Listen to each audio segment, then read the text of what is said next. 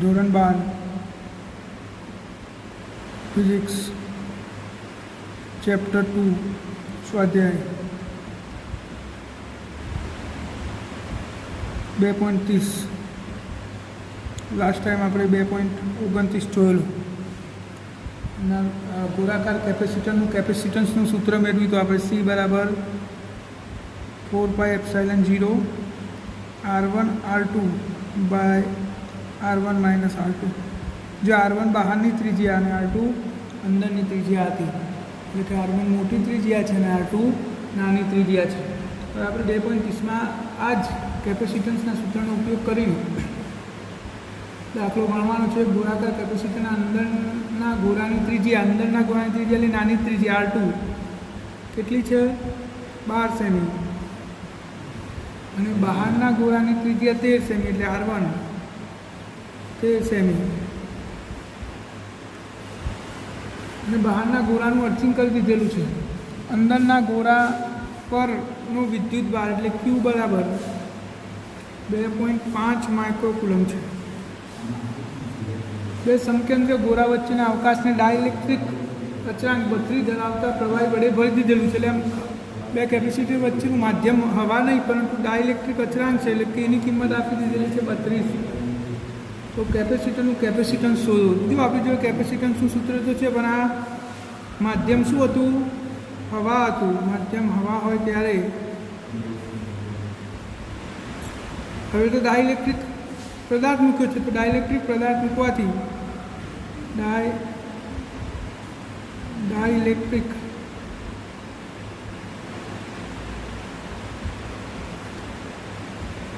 પદાર્થ મૂકવાથી કેપેસિટન્સ કે ઘણું થાય છે. કેટલા ગણું થઈ જશે કેપેસિટન્સ? કે ઘણું. તો હવે આપણું કેપેસિટન્સ સૂત્ર શું થઈ જશે? C બરાબર કે ઘણું 4πε0 R1 R2 by R1 minus R2. તમારા 4πε0ની કિંમતો ના મૂકવી હોય તો 1/k મૂકવું હોય તો મૂકી શકાય, અને ના મૂકવું હોય તો એમને એમ રહેવા દો. 2 k અલગ અલગ ભેગા થશે એટલે આપણે આમ નામ જ રહેવા દઈએ છીએ. હવે કિંમતો મૂકી દઈએ તો C બરાબર kની કિંમત 32, 4πની કિંમત 3.14, ε0ની કિંમત 8.85 ગુણ્યા 10⁻12, R1ની કિંમત 12 સેમી 10⁻2, R2ની કિંમત 13 10⁻2 ભાગ્યા R1 માઇનસ R2 એટલે 13 ગુણ્યા 10⁻2 માઇનસ 12 ગુણ્યા 10⁻2. તો આપણે કેલ્ક્યુલેશન કરી દઈએ. તો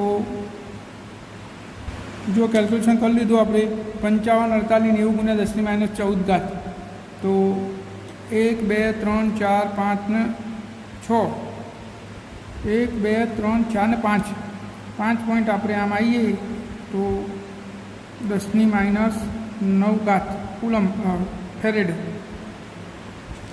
આટલું કેપેસિટન્સ આવશે. આ કેપેસિટન્સ જે આપણે શોધવાનું હતું. હવે અંદરના ગોળાનું સ્થિતિમાન કેટલું હશે? તો અંદરના ગોળાનું સ્થિતિમાન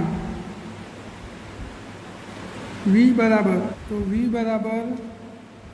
Q બાય C. Q કેટલો આપેલો છે આપણને? 2.5 ગુણ્યા 10⁻6, અને C કેટલો આવ્યો? 5.54 ગુણ્યા 10⁻9. તો આપણે કેલ્ક્યુલેશન કરી દઈએ. 2.5 ભાગ્યા 5.54 0.45 12 ગુણ્યા 10⁻3, 451.2 વોલ્ટ. અને લાસ્ટ શું શોધવાનું છે? જો આ કેપેસિટરને 12 સેમી ત્રિજ્યાના અલગ કરેલા ગોળાના કેપેસિટન્સ સાથે સરખાઈએ તો એનું મૂલ્ય ખૂબ જ નાનું આવે છે. સમજાવો. તો અલગ કરેલા ગોળાના કેપેસિટન્સનું સૂત્ર શું થશે? અલગ કરેલા ગોળાના કેપેસિટરનું કેપેસિટન્સ. તો આપણે જોયું માત્ર એક જ ગોળો હોય અને બીજો ગોળો અનંત અંતરે ગણીએ તો કેપેસિટન્સ શું થાય? R/K. ત્યારબાદ આરની કિંમત ત્રિજ્યા કેટલી છે એની? 12 સેમી. તો 12 × 10⁻², અને કેની કિંમત 9 × 10⁹. તો C બરાબર 1.33 × 10⁻11 ફેરેડ. જો પેલું કેટલું આવ્યું હતું? 5.54 × 10⁻9, અને આ 1.33 × 10⁻11 આવ્યું. ખૂબ જ નાનું આવ્યું. કેમ નાનું આવે છે? તો એક ગોળાની બાજુમાં બીજો ગોળો મૂકવાથી આની પણ થોડો ઘણો વિદ્યુતભારની અસર નાબૂદ થાય છે, એટલે કે વધારાનો વિદ્યુતભાર મૂકી શકાય છે, એટલે કે એનું કેપેસિટન્સ વધે છે. તો બે ગોળાના કેપેસિટન્સનું કેપેસિટન્સ એક ગોળા કરતાં ઘણું બધું વધારે હોય છે. દાખલો ખૂબ જ સરળ છે, ખાલી આ સૂત્ર તમારે યાદ રાખવાનું છે. બે ગોળાના કેપેસિટરના કેપેસિટન્સનું સૂત્ર. અહીંયા બે ગોળાની વચ્ચે માધ્યમ, ડાયલેક્ટ્રિક માધ્યમ છે, એટલે આપણે આ કેપેસિટન્સ કે ગણું કરી દીધું, પછી કિંમતો મૂકી દીધી. તો કેપેસિટન્સ આવી ગયું 5.54 × 10⁻9 ફેરેડ. હવે અંદરના ગોળાનું સ્થિતિમાન, તો V = Q/C. Q આપેલો છે અને C આપણે શોધ્યો, તો જવાબ આવ્યો 451 વોલ્ટ, અથવા તમે 4.5 × 10⁻2 વોલ્ટે કહી શકો. અને અલગ કરેલા ગોળાનું કેપેસિટન્સ, અલગ કરેલા ગોળાનું કેપેસિટન્સ સૂત્ર આપણે જોયું હતું કે એક જ ગોળો હોય અને બીજો ગોળો અનંત અંતરે હોય. આ એક ગોળો, બીજો ગોળો ક્યાં? અનંત અંતરે. તો આ એક ગોળાના કેપેસિટન્સનું સૂત્ર છે, આપણે થિયરીમાં ચર્ચા કરી હતી. તો આપણે ત્રિજ્યા અને આ કેની કિંમત મૂકી દીધી, તો જવાબ આવે 1.33 × 10⁻11 ફેરેડ. ખૂબ જ નાનું છે પેલા બે ગોળાની કમ્પેરમાં. કેમ? તો બે ગોળા નજીક લાવવાથી કેપેસિટન્સ વધે છે, કારણ કે બીજા ગોળાનું વિદ્યુતભાર આ ગોળાની આ સપાટીના વિદ્યુતભારની અસરને નાબૂદ કરે છે, એટલે વિદ્યુત ક્ષેત્ર ઘટે છે, પરિણામે કેપેસિટન્સ વધે છે. હવે આપણે આગળનો દાખલો જોઈશું, જે આપણે માત્ર સમજૂતી આપવાની છે એની. 2.31. બે ગોળાઓ Q1 અને Q2 વિદ્યુતભાર ધરાવતા ગોળાઓને એકબીજાની નજીક લાવવામાં આવે તો એ સૂત્ર કુલમ્બના નિયમનું પાલન કરશે. એટલે કે એવું કહે છે કે Q1 વિદ્યુતભાર છે આ ગોળા પર, અને આ બીજો ગોળો છે એની પર Q2 વિદ્યુતભાર છે. તો આ બે વચ્ચે અંતર R હોય તો આપણે જાણીએ છીએ કુલમ્બના નિયમ પ્રમાણે બળ કેટલું થાય? F = K Q1 Q2/R². આ સૂત્ર પ્રમાણે આપણે બળ આપી શકીએ છીએ. પણ એવું કહે છે કે આપણે ગોળાઓને ખૂબ જ નજીક લાવવામાં આવે તો આ સૂત્ર સાચું ગણી શકાય? તો જવાબ થશે ના. કેમ ના? તો બે ગોળાઓને નજીક લાવવાથી આ ગોળા પરના વિદ્યુતભારનું વિતરણ અહીંયા સમાન હતું. ગોળાના પૃષ્ઠ પર વિદ્યુતભાર સમાન રીતે વિતરિત થયેલો હશે, પરંતુ અહીંયા વિતરણ સમાન રહેતું નથી. એટલે ગોળાઓ નજીક લાવવાથી, કેમ? ગોળાઓ નજીક લાવવાથી ગોળાની સપાટી પર વિદ્યુતભાર વિતરણ સમાન રહેતું નથી. એટલે કે વિદ્યુતભાર અસમાન રીતે વિતરિત થઈ જાય. અને કુલમ્બનો નિયમ તો બિંદુવત વિદ્યુતભાર માટે છે. અહીંયા વિદ્યુતભાર જો અસમાન હોય તો આને બિંદુવત વિદ્યુતભાર ગણી શકાય નહીં. તેથી ગોળા પરના વિદ્યુતભારને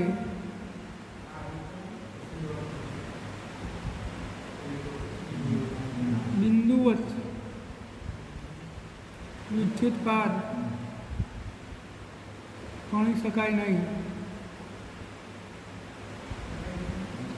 અને ગણી ના શકાય બિંદુવત વિદ્યુતભાર તો કુલમ્બનો નિયમ પણ લાગુ પાડી શકાય. તો આપણો પહેલો જવાબ થશે. બીજો જવાબ જોઈએ. જો કુલમ્બનો નિયમ 1/r² ને બદલે 1/r³ પર આધારિત હોત તો ગાઉસનો નિયમ સાચો રહેત? ના. બીજા બીનો એ જવાબ શું હશે? ના. 1/r² 1/r³ અને 1/r હોય તો એ સાચું રહેતો નથી. સી. એક સ્થિત વિદ્યુત ક્ષેત્ર સંરચનામાં એક નાના પરીક્ષણ વિદ્યુતભારને સ્થિતિમાંથી મુક્ત કરવામાં આવે છે તે વિદ્યુતભાર તે બિંદુમાંથી પસાર થતી ક્ષેત્રરેખા પર ગતિ કરવા લાગશે. તો એવું જરૂરી નહીં કે એક આ બિંદુવત વિદ્યુતભાર અહીંયા તમે છોડી દીધું તો આ જ રેખા ઉપર એ ગતિ કરે, કારણ કે બર રેખાઓ આને પ્રવેગની દિશા આપે પરંતુ વેગની દિશા નક્કી કરતા નથી, એટલે ગમે તે દિશામાં જઈ શકે. એટલે અહીંયા પણ જવાબ ના જ આવશે. ન્યુક્લિયસના ક્ષેત્ર વડે ઇલેક્ટ્રોનની પૂર્ણ વર્તુળાકાર કક્ષા દરમિયાન કેટલું કાર્ય થયું હશે? જો કક્ષા લંબવૃત્તીય હોય તો શું થાય? તો જુઓ, આ રીતે કહેશે ઇલેક્ટ્રોન આમ ગોળ ગોળ ફરતો હોય કાં તો આમ લંબવૃત્તીય કક્ષામાં ફરતો હોય તો થયેલું કાર્ય કેટલું થશે? તો આપણે જોયું આ વિદ્યુત ક્ષેત્રમાં થયેલું કાર્ય માર્ગ પર આધારિત નથી, એ પ્રારંભિક અને અંતિમ બિંદુના સ્થાન પર આધારિત છે. તો અહીંયાથી વિદ્યુતભાર કે ઇલેક્ટ્રોન આમ ગતિ કરી પાછો અહીંયા આવે તો ત્યાંના ત્યાં જ આવી ગયું, એટલે કે એના સ્થાનમાં કોઈ ફેરફાર થયો નથી, તો કાર્ય શું થશે? શૂન્ય. અહીંયા એવું થાય, આમ ફરીને પાછો આવે ક્યાં થઈને આવ્યો એનો તો કોઈ અર્થ નહીં, માર્ગ પર આધારિત નથી, તો પ્રારંભિક અને અંતિમ બિંદુના સ્થાન પર આધારિત છે. પ્રારંભમાં અહીંયા હતો અને અંતમાં અહીંયા આવ્યો તો કાર્ય શું થાય? તો એક પરિભ્રમણ દરમિયાન થયેલું કાર્ય શૂન્ય હોય છે. આપણે જાણીએ છીએ કે વિદ્યુતભારની સુવાહકની સપાટી આરપાર વિદ્યુત ક્ષેત્ર અસતત હોય છે. શું ત્યાં વિદ્યુત સ્થિતિમાન પણ અસતત હોય છે? કોઈ વાહકની સપાટી હોય, કોઈ આ સુવાહક છે તો એની આરપાર વિદ્યુત ક્ષેત્ર અસતત હોય છે, તો વિદ્યુત સ્થિતિમાન એ અસતત હોય? તો એનો જવાબ એ થશે ના, કારણ કે વિદ્યુત સ્થિતિમાન અદિશ રાશિ છે, એને દિશા બિશા કશું જોવાનું જ નહીં, એને તો ધન અને ઋણ આવ્યું એટલે જીરો થઈ જાય, કાં તો ધન હોય તો બધો સરવાળો થઈ જાય. જ્યારે વિદ્યુત ક્ષેત્ર અદિશ રાશિ હોવાથી અસતત છે, જ્યારે વિદ્યુત સ્થિતિમાન અદિશ હોવાથી સતત હોય છે. એકલ એટલે કે એક વિદ્યુતભાર સુવાહકના કેપેસિટરનો તમે શું અર્થ કરશો? આપણે હાલ જ જોયું કે એક ગોળાનું કેપેસિટર, પણ એક ગોળાનું કેપેસિટરનો અર્થ શું થાય? તો આનો બીજો ગોળો હોય ખરા, પણ એ ક્યાં હોય? અનંત અંતરે હોય છે. એક વાહકના કેપેસિટરમાં બીજું વાહક ક્યાં ગણવાનું? અનંત અંતરે. એનો અર્થ એ થાય. પાણીનો ડાયલેક્ટ્રિક અચળાંક 80 એ માઇકા શીટના 6 કરતાં ઘણો મોટો હોવાનું શક્ય કારણ અથવા અનુમાન શું છે? તો પાણીની જે ઉપરની સપાટી હોય એ વક્રાકાર હોય છે અને એની અંદર એચ અને ઓ અણુઓ ખૂબ જ જટિલતાથી જકરાયેલા હોય છે, એટલે આનો ડાયલેક્ટ્રિક અચળાંક ખૂબ જ વધારે હોય છે પાણીનું. તો આ 2.31 બધા સમજૂતીવાળા પ્રશ્નો છે, ખાલી એને સમજી લેજો, MCQમાં કામમાં આવશે. હવે આપણે જોઈએ 2.32.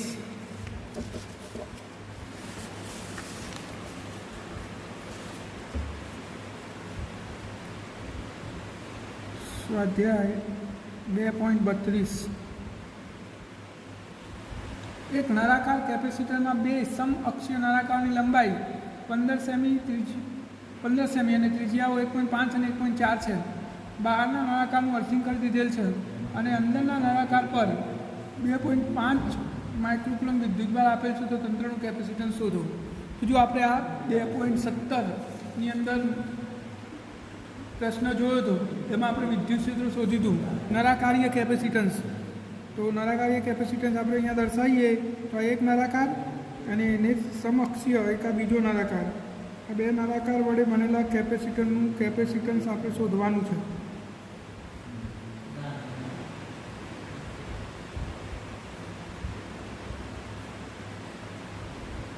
આ નળાકારીય કેપેસિટર, એમાં આની લંબાઈ 15 સેમી છે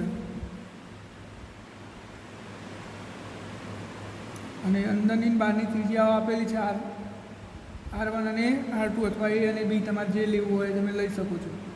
અને અંદરના નળાકાર ઉપર અહીંયા 3.5 માઇક્રોકુલમ વિદ્યુતભાર છે અને બહારનો નળાકાર ગ્રાઉન્ડ કરી દીધું છે, એટલે કે અર્થ. હવે ઉપર ધન વિદ્યુતભાર છે, તો નળાકારનું કેપેસિટન્સ આપણે શોધવાનું છે. હવે અંદર આટલો વિદ્યુતભાર છે ને બહાર અર્થિંગ કરેલો છે, એટલે વિદ્યુત ક્ષેત્ર આમ હશે બહાર તરફ ત્રિજ્યાવર્તી દિશામાં. અને આપણે કેપેસિટન્સ ગણીશું બહારના નળાકારની અંદરની સાપેક્ષ. તો આપણે આવા નળાકાર માટે વિદ્યુત ક્ષેત્રનું સૂત્ર મેળવ્યું હતું, E બરાબર lambda upon 2 pi epsilon 0 R આ વિદ્યુત ક્ષેત્ર હતું આપણું અંદરથી બહાર તરફ. તો બહારનું વિદ્યુત સ્થિતિમાન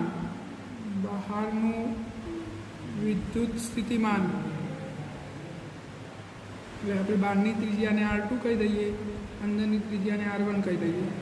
તો બહારનું વિદ્યુત સ્થિતિમાન V બરાબર minus integral of E dot dr. બહારનું કોની સાપેક્ષ? અંદરની સાપેક્ષ. તો માઇનસ R1 થી R2 E dr cos theta. હવે E અને dr વચ્ચેનો ખૂણો કેટલો થશે? તો બહારનું અંદરની સાપેક્ષ એટલે આમ જઈશું અને વિદ્યુત ક્ષેત્ર બહાર તરફ છે એટલે ખૂણો થશે પાઈ, થીટા બરાબર પાઈ. તો માઇનસ R1 થી R2 Eની કિંમત શું છે? Lambda upon 2 pi epsilon 0 R અને dr કોસ પાઈની કિંમત -1. તો માઇનસ માઇનસ શું થઈ જશે? પ્લસ. અને અચર હવે બહાર કાઢ લઈએ તો લેમડા અચર, 2 પાઈ એપ્સાઇલન 0 અચર, સંકલનમાં વધ્યું શું? R1 થી R2 માત્ર 1/r વધ્યો dr. તો આનું સંકલન થશે ln r. તો lambda upon 2 pi epsilon 0 ln r R1 થી R2. તો lambda upon 2 pi epsilon 0 ln limit મૂકી દઈએ R2 માઇનસ ln R1. તો lambda upon 2 pi epsilon 0 ln R2 by R1. આ આપણો જવાબ થશે. આ વિદ્યુત સ્થિતિમાન થયું બહારના નળાકારનું અંદરની સાપેક્ષ. હવે કેપેસિટન્સ. તો કેપેસિટન્સ C બરાબર Q અપોન P.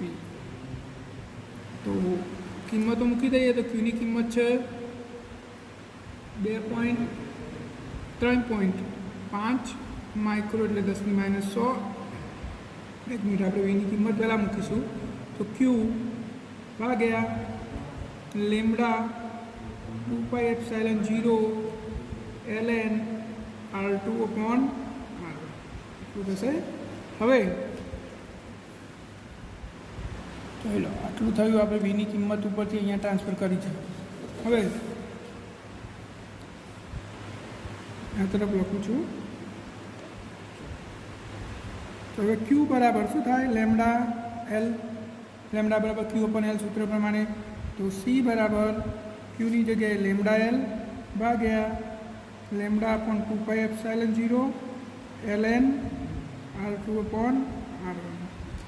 તો अब લેમડા કેન્સલ અને આ 2 પાઈ એપ્સાઇલન 0 ઉપર જતું રહેશે. તો 2 પાઈ એપ્સાઇલન 0 L અને નીચે શું વધ્યું? ln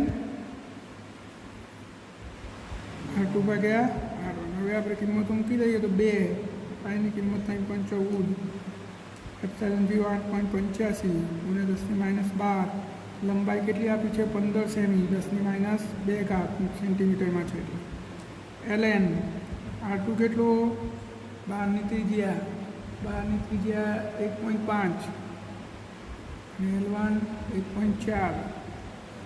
તો આપણે ઉપરનું પહેલાં કેલ્ક્યુલેશન કરી લઈએ. તો અહીંયા કેલ્ક્યુલેશન કરી દીધું. 833.67 નીચે ln 1.5 ભાગ્યા 1.4 આટલું થયું. હવે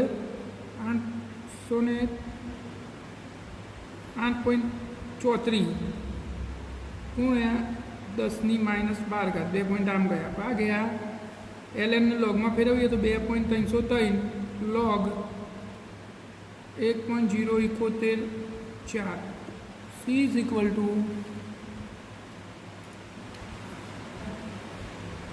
તો અહીંયા જો આપણે કેલ્ક્યુલેશન કરી દીધું અને lnને લોગમાં ફેરવી દીધું અને લોગ 1.0714 જોયો તો 0.0299. હવે આપણે કેલ્ક્યુલેટ કરી દઈએ તો 8.34 ભાગ્યા 2.303 ભાગ્યા 0.0299 જવાબ થશે 121. C બરાબર 121 ગુણ્યા 10⁻12. તો C બરાબર 1.1 21×10⁻10 ફેરેડ જવાબ થશે આટલું કેપેસિટન્સ થશે. તો આ દાખલામાં જુઓ તમે, આ આપણે વિદ્યુત ક્ષેત્ર પરથી વિદ્યુત સ્થિતિમાનનું સૂત્ર મેળવ્યું અને કેપેસિટન્સનું સૂત્ર મેળવ્યું આટલે સુધી. જો તમે આ સૂત્ર સીધું યાદ રાખી શકતા હોય તો બધું લખવાની જરૂર નથી. નળાકાર્ય કેપેસિટન્સનું સૂત્ર C/2πε0 ln R2/R1 યાદ રાખવાનું. R2 મોટી ત્રિજ્યા છે અને પછી સીધી કિંમતો મૂકશો તો જવાબ આવી જશે. હવે આપણે વિદ્યુત સ્થિતિમાન પણ ગણવાનું છે આનું.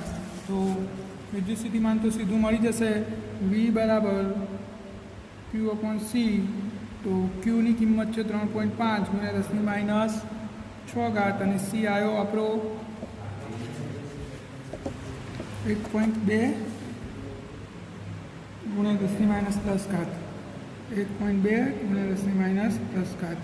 તો 3.5 ભાગ્યા 1.2 બરાબર જવાબ થયો 2.91 × 10⁴ વોલ્ટ.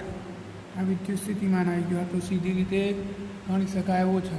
તો દાખલો આમ ઈઝી છે. જો સૂત્ર તમને કેપેસિટન્સનું યાદ રહે તો તમે રાખી શકો છો, અને આગળનો દાખલો ના ગણો તો પણ ચાલે પછી. તો હવે આપણે આગળનો દાખલો જોઈએ. 2.33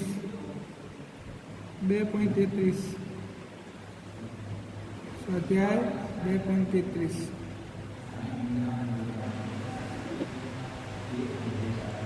ડાયલેક્ટ્રિક અચળાંક 3 એટલે કેની કિંમત આપેલી છે આપણને 3, અને ડાયલેક્ટ્રિક સ્ટ્રેન્થ એટલે E0 આપેલું છે આપણે 10⁷ વોલ્ટ પર મીટર ધરાવતી દ્રવ્યની મદદથી 1 kV રેટિંગ ધરાવતું એટલે V 1 કિલોવોલ્ટ નળાકાર સમાંતર પ્લેટ કેપેસિટરની રચના કરવાની છે. આપણે આવું કેપેસિટર બનાવવાનું છે કે જેની ડાયલેક્ટ્રિક સ્ટ્રેન્થ 10⁷, અચળાંક 3 હોય અને એની વિદ્યુત સ્થિતિમાન 1 કિલોવોલ્ટ હોય. ડાયલેક્ટ્રિક સ્ટ્રેન્થ એ દ્રવ્યના દ્વારા બ્રેકડાઉન પામ્યા વિના, આંશિક આયનીકરણ દ્વારા વિદ્યુતનું વહન શરૂ થયા વિના, એટલે કે ડાયલેક્ટ્રિક બ્રેકડાઉન થાય ના પહેલાંની વાત છે, સહન કરી શકાતું મહત્તમ વિદ્યુત ક્ષેત્ર છે આ જે આપેલું છે. સલામતી માટે ડાયલેક્ટ્રિક સ્ટ્રેન્થના 10% જ વિદ્યુત ક્ષેત્ર ઉત્પન્ન કરવાનું છે આપણે. એટલે કે આટલું છે, પણ આનું 10% થાય એટલું જ આપણે વિદ્યુત ક્ષેત્ર ઉત્પન્ન કરવાનું છે. તો 50 પિકોફેરેડ કેપેસિટન્સ મેળવવું હોય તો લઘુત્તમ ક્ષેત્રફળ કેટલું હોવું જોઈએ પ્લેટનું? કેટલા ટકા વિદ્યુત ક્ષેત્ર થવું જોઈએ? 10% કુલના. તો આપણે અહીંયા ગણીએ 10% વિદ્યુત ક્ષેત્ર. તો કુલ કેટલું હતું? 10⁷ 10%. એટલે 110 તો 10⁷ કેટલા? તો 100/100 એટલે 0.1 × 10⁷ એટલે થશે આપણી 10⁶ વોલ્ટ પર મીટર. આપણો E0 આવી ગયું.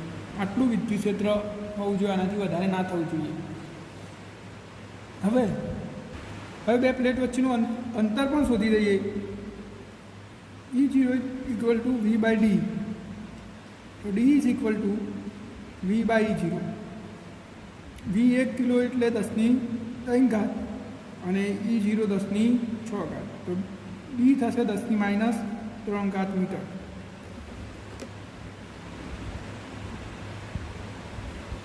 E0 = V/d. તો D = V/E0. Vની કિંમત છે 1 કિલોવોલ્ટ એટલે 10⁻³ અને E0 10⁶ તો 10⁻³ મીટર થયું. હવે આપણે સીધું કિંમત મૂકી દઈએ કે વચ્ચે ડાયલેક્ટ્રિક મૂકતા ડાયલેક્ટ્રિક વાળા કેપેસિટરમાં C બરાબર શું થશે? K/0A/d. K ઘણું થઈ જાય તો D બરાબર CD/0K. કિંમતો મૂકી દઈએ તો Cની કિંમત છે 25 50 पिकोफेरेड એટલે 10⁻12. ડીની કિંમત 10⁻3. એપ્સિલોન કિંમત 8.85 × 10⁻12 અને કેની કિંમત છે 3. આપણે કેલ્ક્યુલેશન કરી દઈએ ઇઝ ઇક્વલ ટુ, જો અહીંયા મેં થોડી ભૂલથી અહીંયા ડી લખી દીધું, તો આપણે એને સૂત્ર કરતા પહેલાં એ શોધવાનું છે. આરસીનું ક્ષેત્રફળ તો એ બરાબર CD / K એપ્સિલોન 0. આપણે કિંમતો મૂકી દીધું, જવાબ આવે 1.88 × 10⁻3, એટલે તમે એપ્રોક્સિમેટલી 1.9 × 10⁻3 મીટર સ્ક્વેર કહી શકો. તો આટલું ક્ષેત્રફળ જોઈશે. તો આપણો જવાબ થયો. હવે આપણે આગળનો દાખલો જોઈએ. 2.34 સ્વાધ્યાય 2.34. નીચેના કિસ્સાઓ માટે સમસ્થિતિમાન પૃષ્ઠો રેખાકૃતિ દર્શાવો. એટલે કે સમસ્થિતિમાન પૃષ્ઠ કેવા હશે એ આપણે નક્કી કરવાનું છે. ઝેડ દિશામાં અચૂક વિદ્યુત ક્ષેત્ર, તો આ ઝેડ દિશા, તો આપણી એક્સ દિશા, આ વાય દિશા, એક્સ અને આ વાય, અને આ ઝેડ. આ દિશામાં વિદ્યુત ક્ષેત્ર છે. તો સમસ્થિતિમાન પૃષ્ઠ કેવા આકારનું હશે? તો સમસ્થિતિમાન પૃષ્ઠ એક્સ વાય સમતલ હશે.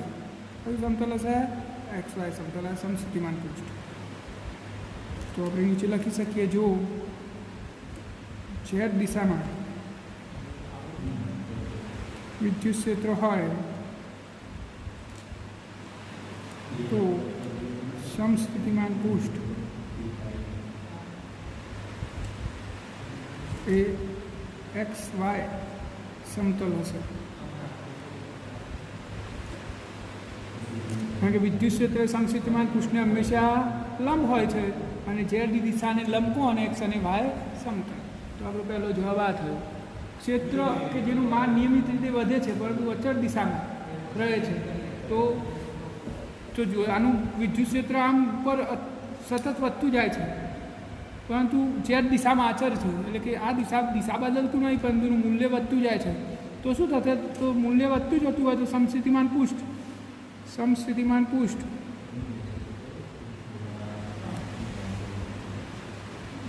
ક્ષેત્રનું મૂલ્ય વધતા નજીક આવે છે. સમસ્થિતિમાન પૃષ્ઠ તો સમતલ જ હશે, પરંતુ એ એકબીજાની નજીક આવતા જશે. ઉગમ બિંદુ એક એકલ ધન વિદ્યુતભાર, એટલે આ ઉગમ બિંદુ છે આપણું, અહીંયા એક વિદ્યુતભાર છે ક્યુ. તો આના સમસ્થિતિમાન પૃષ્ઠ કેવા હોય? તો એ તો આવી રીતે થશે. જો આ બાજુ આર અંતરે સમાન મૂલ્ય, આ બાજુ આર અંતરે, આ બાજુ આર અંતરે, તો એક ગોળો બની ગયો. તો કેવા આકારના હશે? ગોળાકાર. અને સમતલમાં સમાંતર અને સમાન અંતરે રહેલ બે લાંબા વિદ્યુતભારી તારથી બનેલ નિયમિત જારી, એટલે આપણને આવું કહે છે, બે તાર છે આ રીતે એકબીજાને સમાન અંતરે, તો આવી જારી વડે સમસ્થિતિમાન પૃષ્ઠ કેવું હશે? તો જારીની નજીક સમસ્થિતિમાન પૃષ્ઠ સતત બદલાતું જશે, પરંતુ ખૂબ જ દૂરના અંતરે એ કેવું હશે? સમતલ હશે. તો આપણે ચારે સમસ્થિતિમાન પૃષ્ઠની ઓળખ કરી દીધી છે. હવે આપણે જોઈશું નવો દાખલો 2.35. 2.35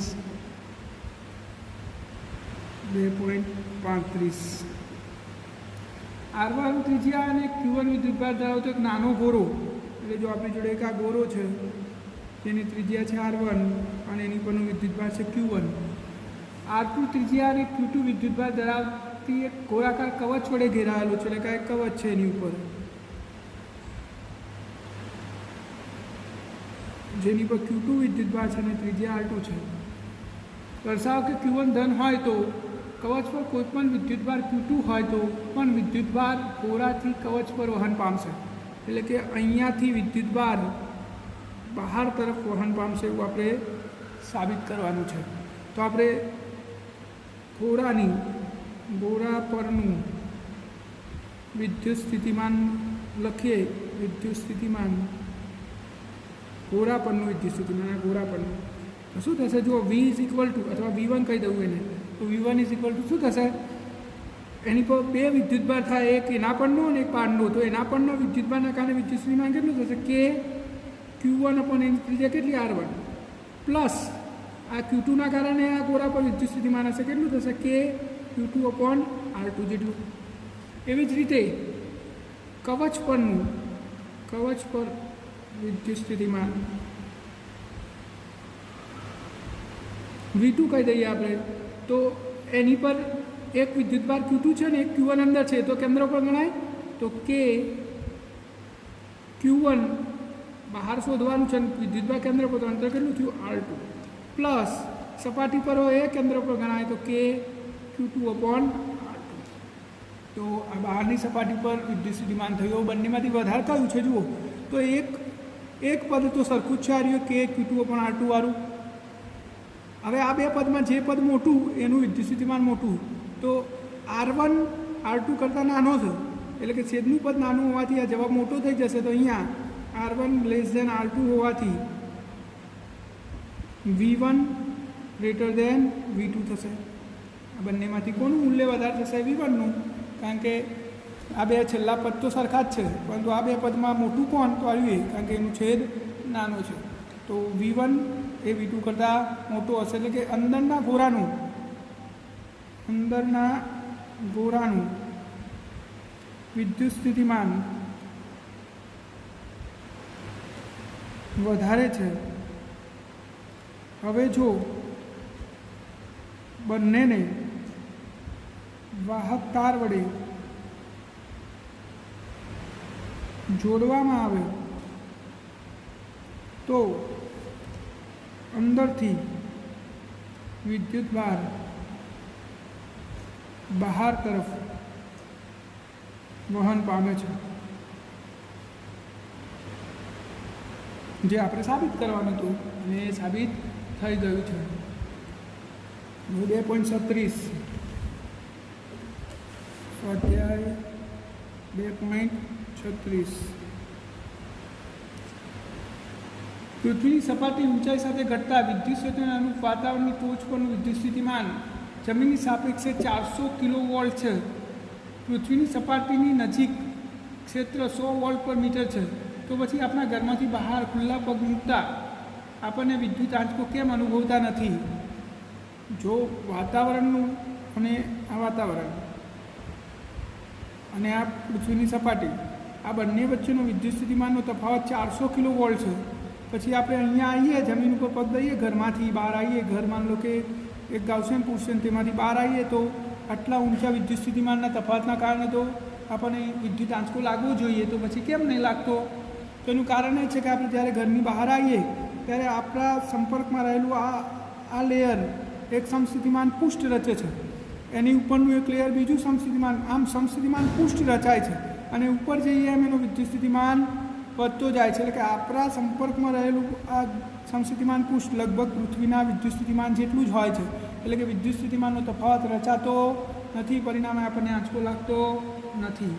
એક માણસ એક દિવસ સાંજે તેના ઘરની બહાર 1-2 મીટર ઊંચાઈનું અવાહક ચોસલું ગોઠવે છે. આ અવાહક ચોસલું માની લો કે લાકડું મૂકી દીધું જમીન ઉપર, અને એની પર 1 મીટર સ્ક્વેર ક્ષેત્રફળનું એલ્યુમિનિયમનું પતરું મૂકે છે. અહીંયા એને પતરું મૂકી દીધું એલ્યુમિનિયમનું ઉપર, આ બ્લોકની ઉપર.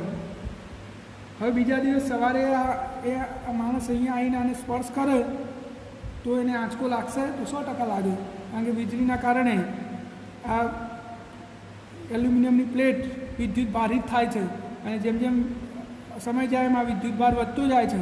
હવે જ્યારે માણસ અહીંયા આવીને એને સ્પર્શ કરશે તો વિદ્યુત ભારિત એલ્યુમિનિયમનો વિદ્યુત ભાર વહન પામીને જમીન તરફ જશે, ત્યારે આપણને શું થશે? કરંટ લાગે છે, એટલે આંચકો લાગે છે. હવાની નાની વાહકતાને કારણે સમગ્ર પૃથ્વી પર વાતાવરણનો સરેરાશ ડિસ્ચાર્જિંગ પ્રવાહ 1800 એમ્પિયર જણાય છે. તો પછી વાતાવરણ પોતે સમય જતાં સંપૂર્ણ ડિસ્ચાર્જ થઈને તટસ્થ કેમ બની જતું નથી? તો વાતાવરણમાંથી હંમેશા 1800 એમ્પિયર પ્રવાહ વહન પામતો હોય છે, પરંતુ વીજળી થવાના કારણે વાતાવરણ ડિસ્ચાર્જ થયા કરે છે. જેટલું ડિસ્ચાર્જ થાય એટલું ચાર્જ પણ થયા કરે છે વીજળીના કારણે, એટલે સંપૂર્ણપણે ડિસ્ચાર્જ થઈ જતું નથી. અને વાતાવરણમાં વીજળી થવા દરમિયાન વિદ્યુત ઉર્જાના કયા સ્વરૂપે વિખેરણ પામે છે? તો વાતાવરણમાં વીજળી દરમિયાન વિદ્યુત ઉર્જાના કયા સ્વરૂપે વિખેરણ પામે છે એ આપણે ગણવાનું છે. તો વાતાવરણમાં જે વીજળી થાય ત્યારે એક તો પ્રકાશ ઉર્જા, બીજું ઉષ્મા ઉર્જા અને ત્રીજું અવાજ પણ થાય છે, એટલે કે ધ્વનિ ઉર્જા. આ ત્રણેયના સ્વરૂપમાં આપણી ઉર્જા વિખેરણ પામે છે.